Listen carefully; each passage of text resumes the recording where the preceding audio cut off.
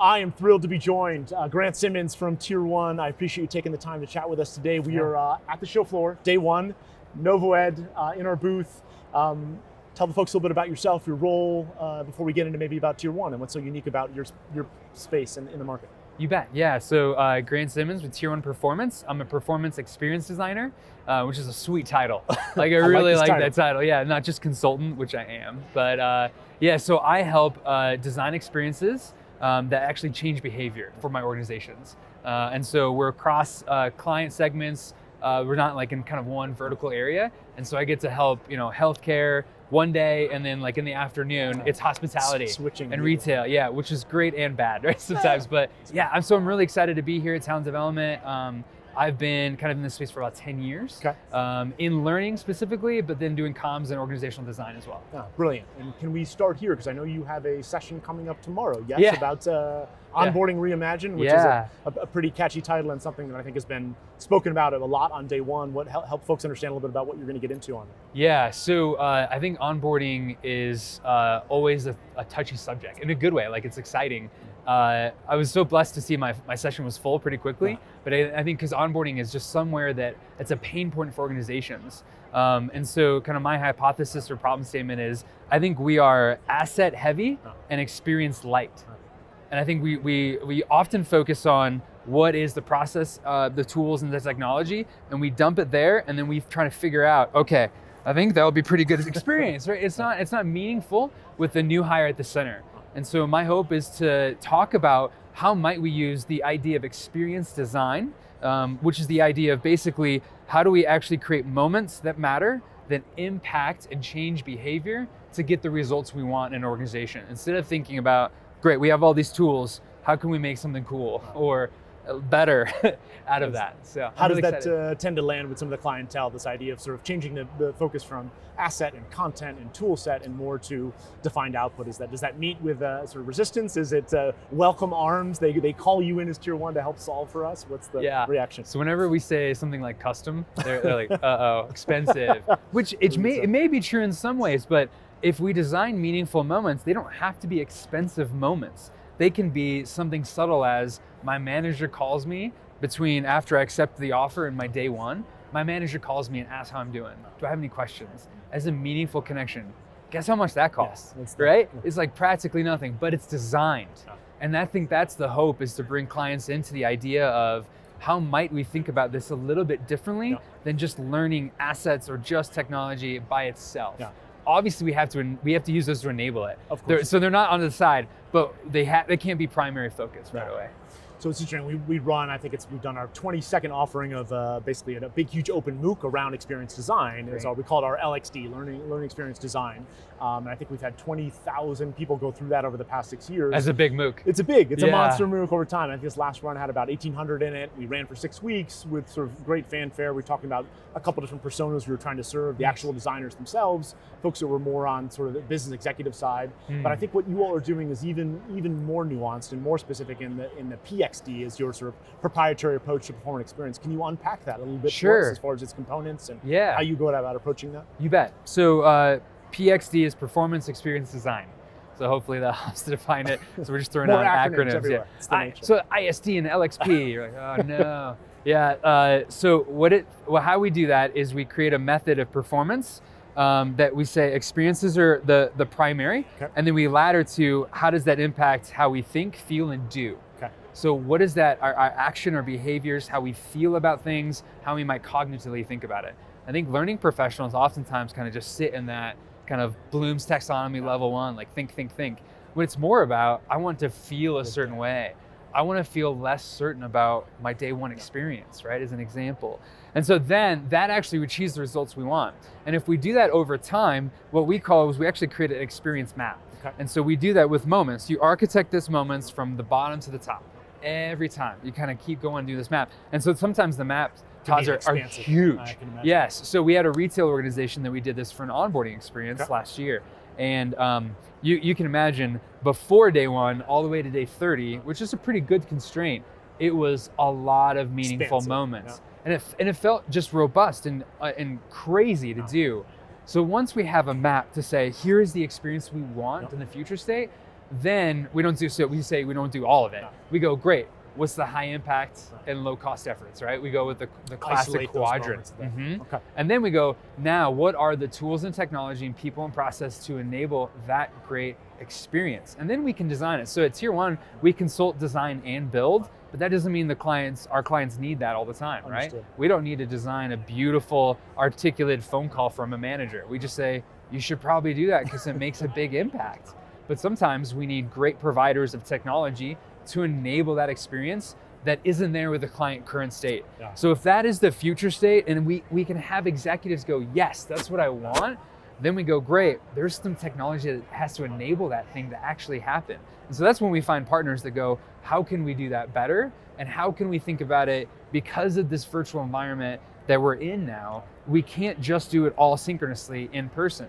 We have to have this perfect blend of asynchronous and synchronous, autonomous, but also cohort-driven, people-driven. You're like, well, okay, that's like pretty complicated. And that's where I think NovoEd can really have some great benefit in that polysynchronous environment where it's a both and. Yeah, it's interesting. I mean, we spend a lot of time helping to educate our clientele around, okay, when we say, well, we do experiential learning, or we do social, or we do collaborative, and they say, well, what does that mean? Yeah. And being able to define and say it's got some key components to it. So yes, it's got aspects around iterative, it's got aspects around collaborative, it's got aspects around safety. Give me a safe environment to practice in and those pieces. Yeah. But being able to kind of put all those into one place where maybe at the start of COVID last year, folks were scrambling and say, I just have to use what's on hand, and I'll slap something together on Teams, and I'll do some Zoom meetings, and I'll throw a bunch of content libraries at folks, and I hope that will solve it. I don't know what your take is for your clientele, but I think no one gets to be surprised now. They did in March of 2020, but I think now that we're 18 months into this, the idea of like, how should they be approaching it differently, or whether that's with existing tools in a better format, or it's looking at some new technologies to execute.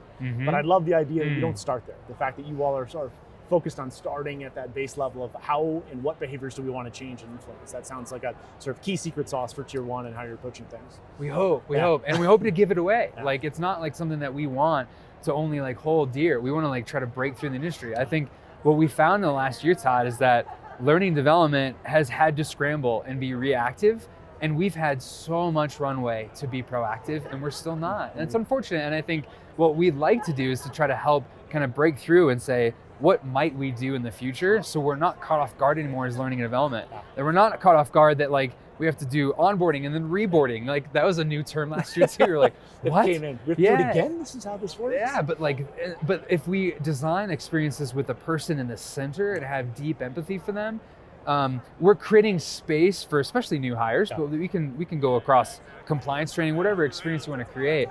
We can create space, and then the new hires have to bring their full selves into it. No doubt. But without creating a space, sometimes it's hard to do that, to be authentic, to be vulnerable, and to be excited at the same time. Understood. That's a weird mix. To ask that of a huge workforce population too. Yeah, day one. You'll do great. Yeah. So tell me, let's go there a little bit. What other sort of big challenges sort of you see when you walk into sort of existing clients for the first time, or maybe ones you've been working with for years on end, is sort of what comes to mind, sort of top of list for big challenges you're running into? Yeah, that's a great question. So some of the, other than the pain points of onboarding, I think that's one of them. Number two that I've been seeing recently is the disfragmented experience, right? So we talked about kind of, good enough. And that was good enough last year, right? For many things. Yes, and so we're grateful for that. But it's like that agility needs to continue. And so what we found is a lot of experience. So we've got a hospitality client that I've been connecting with and working with and creating this beautiful learning experience for intermediate sales team members. Right. So what does it look like to create a really meaningful experience when they're 10 years into their job? So we're having that persona saying they're experienced. They still want to progress and develop. You bet. And they don't need to like learn basic skills. It's a lot easier to design an experience with a basic skill. It's even harder to like challenge them. Absolutely. And one way to do that is to just pure unadulterated buddies together, friends together, peers together, even if they're not peers, like one's in Ireland and then the other one's in China, and they have different properties and different thoughts and stuff, but they still have the same challenges and they can work off each other. And so what I think we're struggling with lately is how do we do that that's not the LMS, Teams, and then the Zoom call, but then it's not automatic, so you still have to do an Outlook email. Like you just like, complexity. So this is a really great 6-point entry experience, and that's what's been difficult is to create that future state we create it in a beautiful design document or a blueprint, and it's meaningful. But how does then it manifest when in you reality? develop it? Yeah, you have to have some of the right environment, or in early on, having tech recommendations to understand what's possible. That's a difficult step. No doubt. Because design is great, development is harder. Yeah. Because it actually takes some work. The rubber meets the road in that sense. Of trying to bring it to reality. Yeah. I'm reminded, it feels, I don't know if you're a big Nancy Duarte fan. It does sort of the idea of you talk about current state, future state, but the idea of sort of what is and what could be, what is, what could be, and helping to kind of remind clients of that.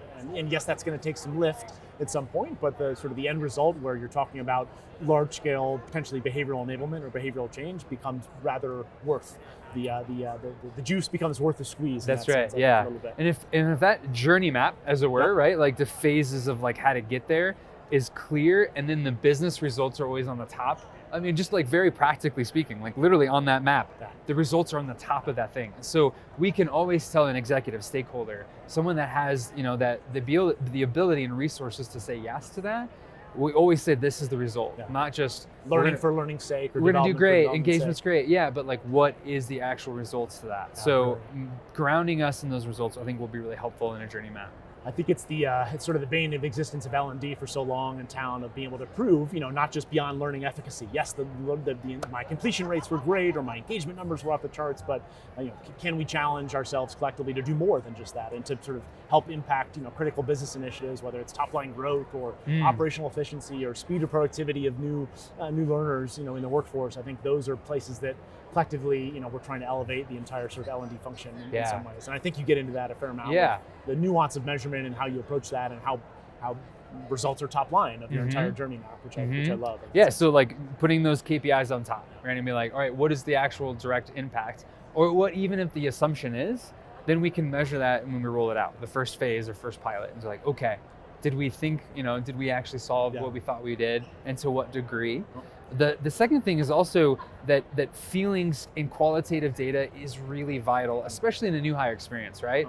So the idea is uncertainty reduction theory. How do we reduce uncertainty early on so that they're connected with more people and they don't feel like, did I make the right decision? I don't even know anymore. Like, and you don't want to go home to your spouse or your partner and be like I've made I don't know, that was a rough first day. We want them to go, whoa, that was awesome. Yeah. That was awesome. Yeah. So one example, the Motley Fool is a company out in the UK. They financial advice, financial advising, online. And this is from a book from the Heath brothers on Power of Moments. So I'll make sure I credit them.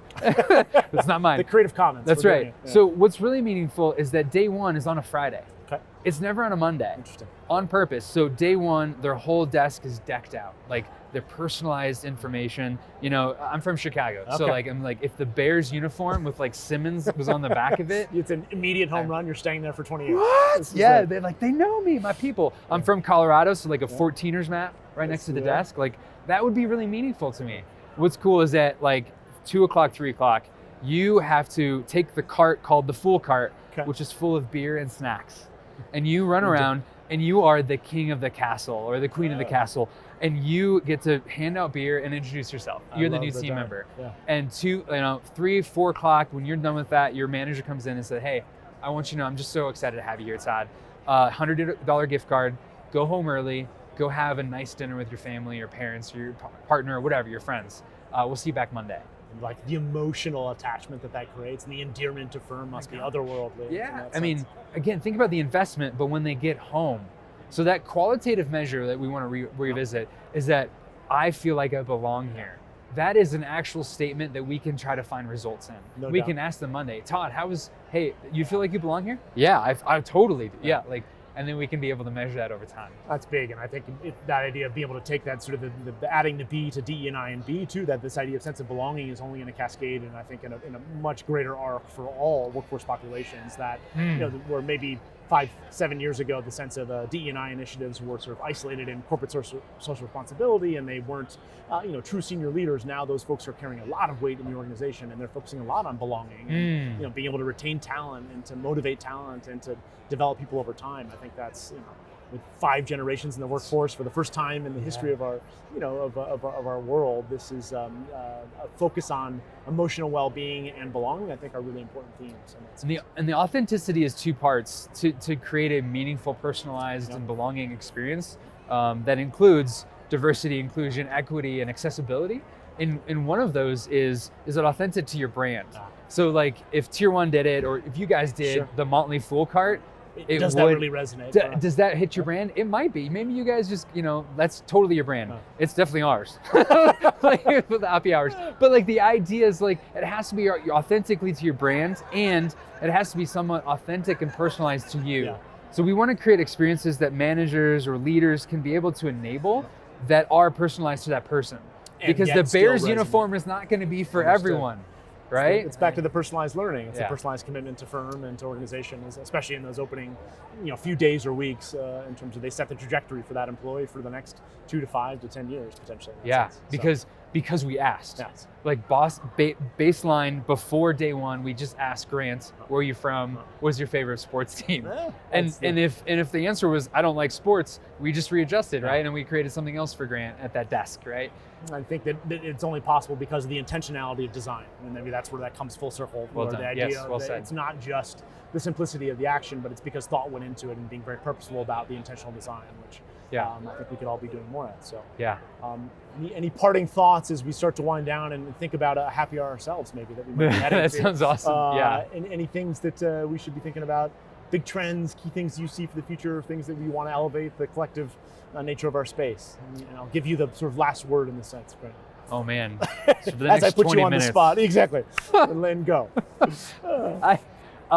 Nothing I didn't already say. Okay. I'm blessed to be part of this community of talent development professionals. I think we have a long way to go, and I want to be someone that like creates a voice that could help change the way we think about it by designing experiences, putting through processes, methodology, and mindsets that can transform all of us to grow even more deeper into creating awesome and meaningful moments for new hires, employees, organizations that still get the results we want. And so I hope experience design is one way that many of us could do that. We stop thinking about learning objectives as much, right, as the top line. That's not the top line. The top line is the business results that we can help drive and changing behavior for the good. So yeah, thanks for having me. Incredibly well said. Grant Simmons, TiER1, can't thank you enough. Thanks, Todd. Appreciate it. Good job, man.